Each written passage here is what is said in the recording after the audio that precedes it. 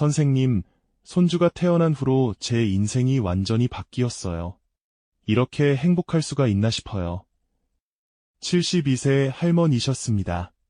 평생 고생만 하시다가 손주를 보신 후 얼굴이 환해지셨습니다. 그런데 더 놀라운 일이 일어났습니다. 손주가 태어난 그 해부터 그 집안에 복이 들어오기 시작했습니다. 아들의 사업이 잘 되기 시작했고, 며느리는 승진했고, 할머니의 건강도 좋아졌습니다. 손주가 복덩이를 들고 왔나 봐요. 이 아이 얼굴만 봐도 기운이 납니다. 사주를 보니 답이 명확했습니다. 그 할머니는 손주 복이 아주 강한 사주셨습니다. 특히 70세부터 시작된 대운이 손주운이었습니다. 손자가 태어날 운명이었고 그 손자로 인해 큰 복을 받을 팔자셨습니다. 2년 후 그 손자는 영재로 판명되었습니다. 4살인데 한글을 스스로 깨우쳤고 숫자 계산도 놀랍도록 잘했습니다. 할머니는 손주 교육에 열정적으로 투자하셨고 그 아이는 쑥쑥 자랐습니다. 이 아이가 우리 집안을 일으킬 겁니다. 제가 그걸 알아요. 5년이 지난 지금 그 손자는 영재학교에 다니며 전국대회에서 상을 받고 있습니다. 할머니는 손주 자랑으로 매일 행복하십니다. 여러분, 이것이 바로 손주 복입니다. 어떤 사주는 손주를 통해 큰 기쁨과 복을 받습니다. 손주가 효자가 되고 출세하고 집안을 빛냅니다. 오늘은 어떤 사주가 손주 복이 많은지, 언제 손주가 태어나는지, 그리고 손주와 어떻게 관계를 맺어야 하는지 아주 자세히 말씀드리겠습니다. 영상 시작하기 전에 부탁 하나 드려도 될까요? 구독과 좋아요 눌러주시면 정말 감사하겠습니다. 댓글로 여러분의 사주도 공유해주시면 손주 복이 있는지 간단히 답변 드리도록 하겠습니다. 여러분께 손주 복이 가득하시길 진심으로 기원합니다. 자, 그럼 본격적으로 시작해보겠습니다. 먼저 손주복이 무엇인지부터 말씀드리겠습니다. 손주복은 단순히 손주가 많다는 것이 아닙니다. 진짜 손주복은 이런 겁니다. 손주가 할아버지 할머니를 잘 따릅니다. 할아버지 할머니 집에 오면 좋아합니다. 할아버지 할머니 말을 잘 듣습니다. 그리고 손주가 착하고 영리합니다. 공부를 잘하거나 재능이 뛰어납니다. 건강하게 잘 자랍니다. 부모에게 효도하고 조부모를 공경합니다. 또한 손주로 인해 집안에 복이 들어옵니다. 손주가 태어난 후 가족이 화목해지고 경제적으로 나아지고 좋은 일이 생깁니다. 이 모든 것이 갖춰진 것이 진짜 손주 복입니다. 그렇다면 사주로 볼 때 어떤 분들이 손주 복이 많을까요? 매우 중요한 부분입니다. 집중해 주십시오. 첫 번째, 식신. 식신, 이 강한 사주입니다. 식신은 손주를 의미합니다. 사주 이론을 보면 자식은 식상, 식상이고 손주는 재성, 재성입니다. 그런데 식신이 강하면 식신생재, 식신생재가 되어 손주 복이 좋습니다. 식신이 많거나 식신이 왕지, 왕지에 있거나 식신대운이 오면 손주 복이 터집니다. 실제 사례입니다. 68세 할아버지셨는데 자무, 갑목, 일간에 빙호 식신이 3개나 있었습니다. 게다가 65세부터 빙우, 병호, 식신대운이 시작되었습니다. 손주가 5명이나 됩니다. 다들 저를 따르고 주말이면 우리 집에 놀러와요. 애들 웃는 소리만 들어도 힘이 납니다. 그분은 손주들에게 용돈도 넉넉히 주시고 여행도 함께 다니시고 교육비도 지원하셨습니다. 손주들은 할아버지를 세상에서 가장 좋아했습니다. 그런데 더 신기한 것은 손주가 늘어날수록 그분의 건강이 좋아졌다는 겁니다. 70대인데도 정정하시고 활력이 넘쳤습니다. 손주들이 제 젊음의 비결입니다. 두 번째, 정인, 이나 편인, 이 좋은 위치에 있는 사주입니다. 인성, 은 학문과 교육을 의미합니다. 인성이 좋으면 손주를 잘 가르칩니다. 손주 교육에 관심이 많고 능력도 뛰어납니다. 손주들도 할아버지 할머니에게 배우는 것을 좋아합니다. 특히 정인이 강하면 손주가 공부를 잘합니다. 할아버지 할머니의 가르침으로 좋은 학교에 가고 출세합니다. 70세 할머니의 사례입니다. 이모 정인이 아주 강한 사주셨습니다. 평생 초등학교 교사를 하셨던 분입니다. 손주가 태어나자 그 교육 경험을 모두 손주에게 쏟아부으셨습니다. 한글도 가르치고 숫자도 가르치고 책도 많이 읽어주셨습니다. 그 손주는 초등학교에 입학하기 전에 이미 책을 수백 권 읽었습니다. 할머니 덕분이었습니다. 지금은 명문대 의대에 다니고 있습니다. 할머니가 없었다면 지금의 저도 없었을 겁니다. 손주가 할머니에게 늘 감사했고 용돈도 꼬박꼬박 드렸습니다. 진짜 손주 복이었습니다. 세 번째, 재성. 이 적당한 사주입니다. 재성은 손주를 직접 의미하기도 합니다. 편재, 나 정재, 가 적당히 있고 좋은 위치에 있으면 손주 복이 좋습니다. 손주가 많고 손주가 재물을 가져다 줍니다. 특히 재성이 길신과 함께 있으면 대박입니다. 천을기인, 이나 천덕기인과 재성이 같이 있으면 손주가 귀하게 태어납니다. 네 번째, 비견, 이나 겁재가 약한 사주입니다. 비겁이 강하면 재물을 나눠 가져야 합니다. 손주에게 줄 것도 형제들과 나눠야 합니다. 하지만 비겁이 약하면 손주에게 집중할 수 있습니다. 재산도 손주에게 많이 물려줄 수 있습니다. 다섯 번째, 상관. 이 적절히 조절된 사주입니다. 상관은 손주와도 관련이 있습니다. 상관이 너무 강하면 까다롭고 예민해서 손주 키우기 힘듭니다. 하지만 적당하면 손주를 창의적으로 잘 키웁니다. 상관이 인성으로 조절되거나 재성으로 설기되면 좋습니다. 손주의 재능을 발견하고 키워주는 능력이 뛰어납니다. 여섯 번째, 복덕궁. 이 좋은 사주입니다. 복덕궁은 일지를 말합니다. 일지에 귀인이 있거나 길신이 있거나 식신이나 재성이 있으면 손주 복이 좋습니다.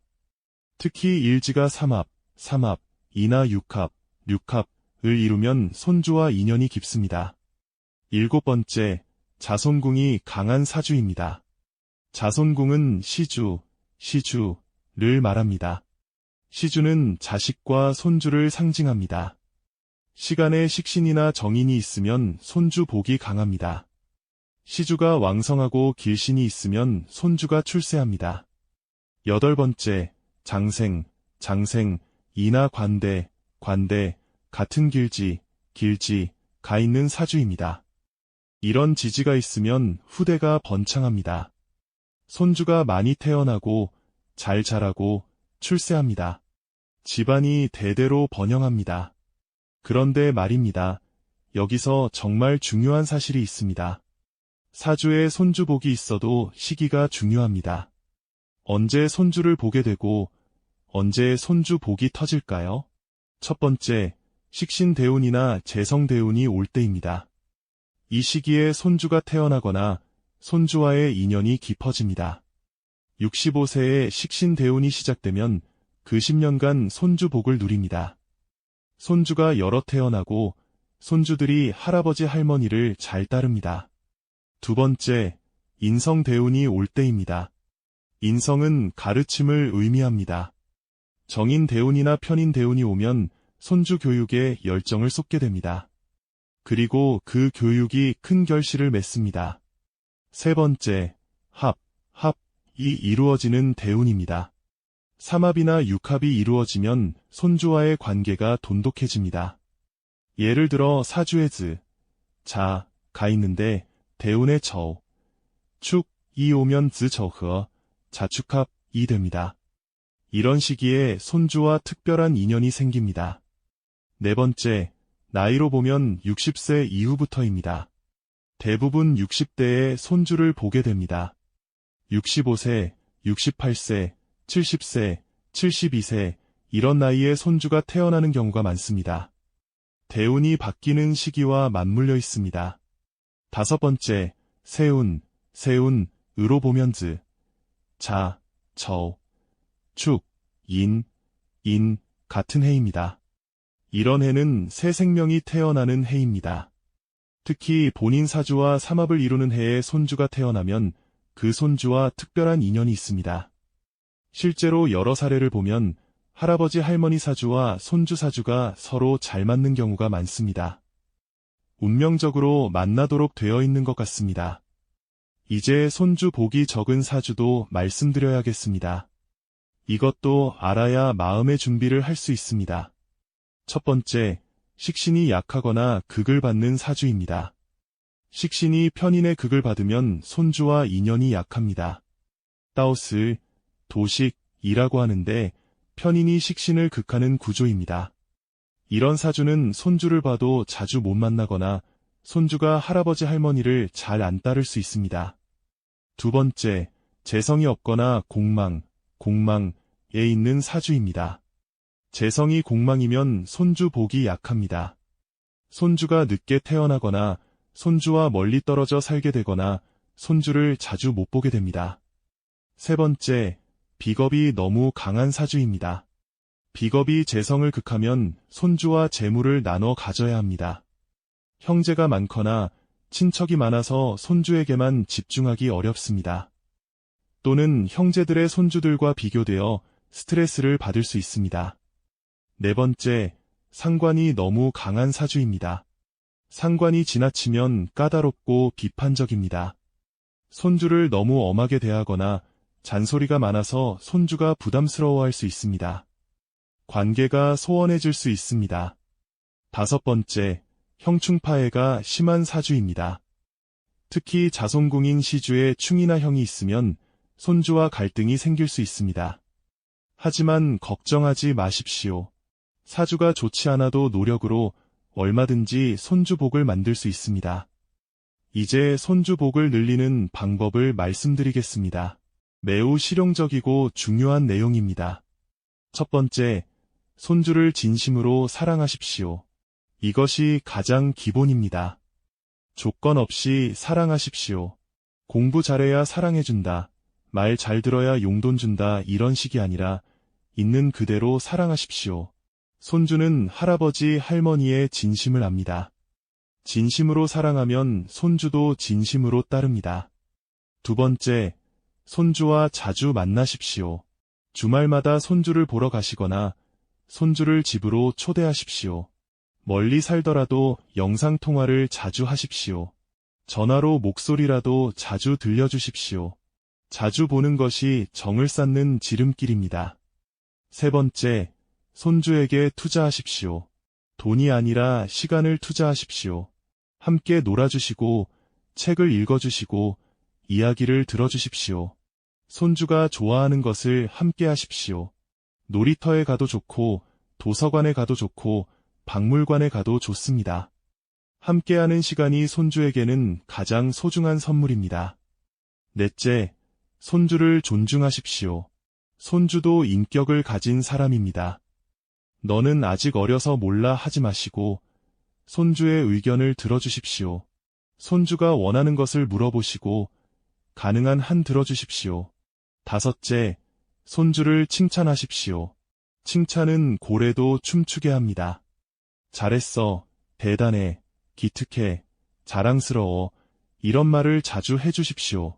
칭찬받고 자란 아이가 자존감이 높고 밝게 자랍니다.